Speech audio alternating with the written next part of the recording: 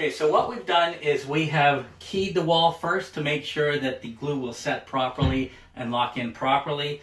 We've also pre-done the back of the tile. It's going to be a lot easier with the cutouts in the niche. What we're going to do now is just set that into position, gently press it so that it's a nice tight fit, and then line it up with the grout lines so that when we're finished with things, the grout lines will run straight through, up through the niche and up into the ceiling.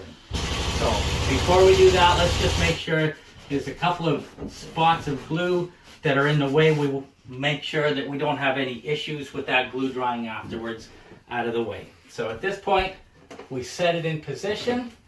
We'll get our spacers in so that we've got a nice even ledge. Very gently tapping it into position. And then push up and stretch it out. And got just enough room to get that spacer into position.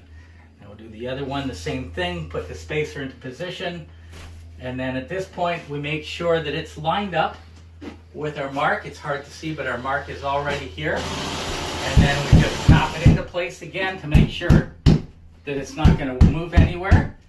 And then what we do is the other pre-glued tile, same position, same idea.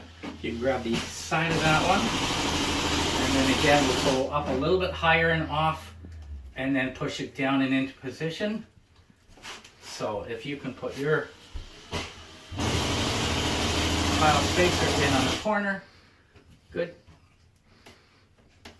And then again, the same thing. We make sure.